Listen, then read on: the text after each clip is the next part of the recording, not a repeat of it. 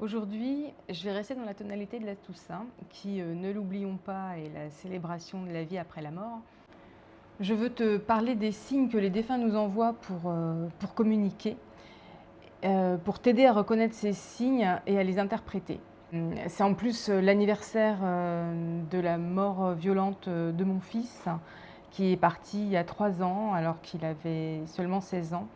Et donc, tu comprends que cette période est, d'autant plus tournée vers les morts pour moi. Mais chaque mort brutale d'un proche, qui m'était cher a été un arrachement, une douleur intense, que ce soit, pour la mort, de ma mère, ou celle de mon mari, ou celle de mon fils. C'est dans chaque cas, bien sûr, que c'était une véritable épreuve, hein, qui m'a touchée dans ma chair.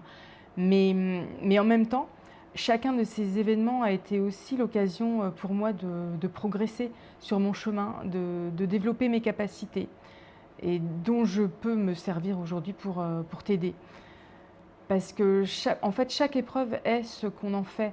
Alors oui, on peut s'écrouler, oui, c'est normal, c'est humain, mais il nous appartient aussi de la transcender, peu à peu, seul ou avec de l'aide.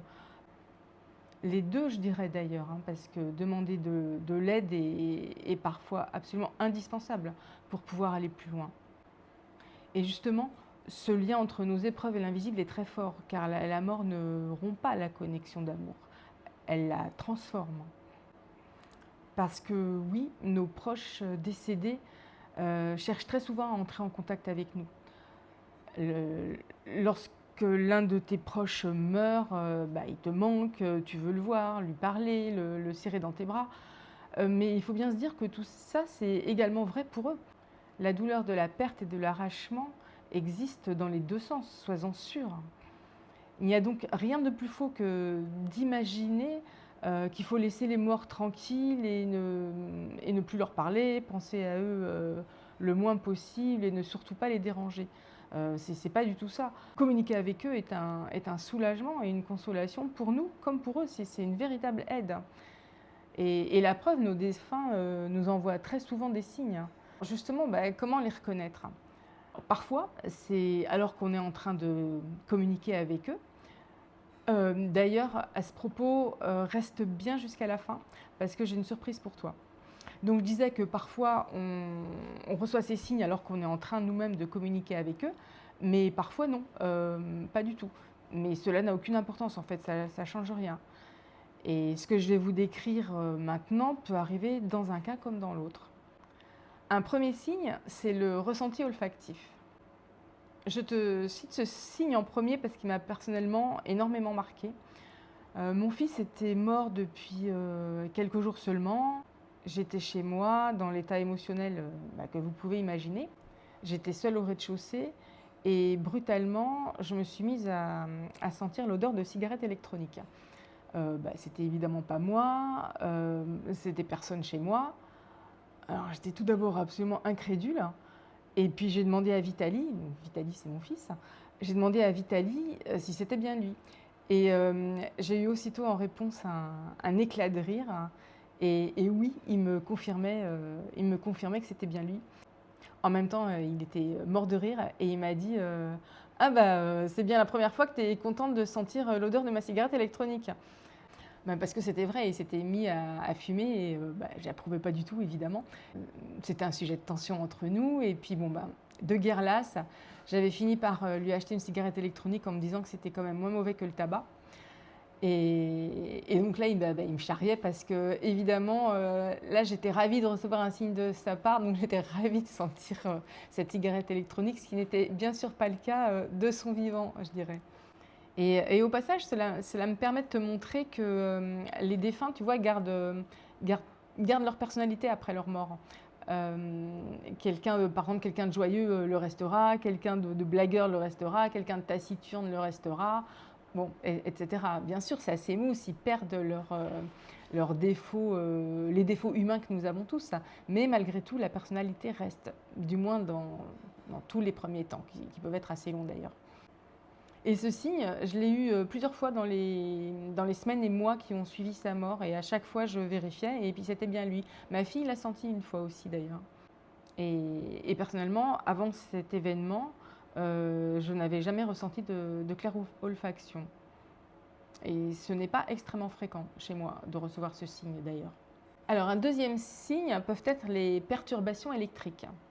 Alors ça peut prendre de diverses formes, soit l'éclairage électrique avec des ampoules qui sautent brutalement ou qui clignotent ou plusieurs qui grillent en même temps, ce qui est d'un point de vue du hasard assez peu probable malgré tout. Ou alors des appareils électroniques peuvent connaître des perturbations. Je vais te donner un autre exemple personnel, toujours avec mon fils. Là, c'était pas juste après sa mort, c'était quelques mois plus tard.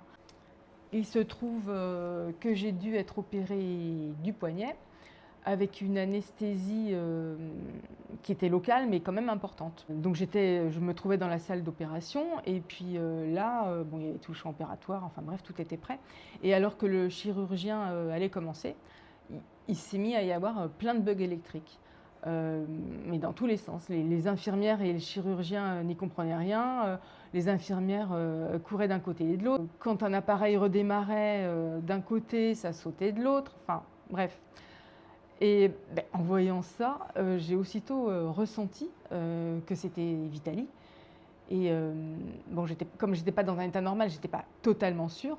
Et c'est pour ça que j'ai vérifié plus tard. Je lui ai demandé si c'était bien lui. Et en effet, c'était bien lui. Et j'ai même demandé à quelqu'un de double-checker. Et c'était bien Vitali, qui était très inquiet et qui se manifestait ainsi. Alors, il ne le faisait pas forcément exprès, mais il ne maîtrisait pas. Et comme il était là, et donc inquiet, angoissé, eh bien, ça a donné lieu à ces diverses perturbations électriques.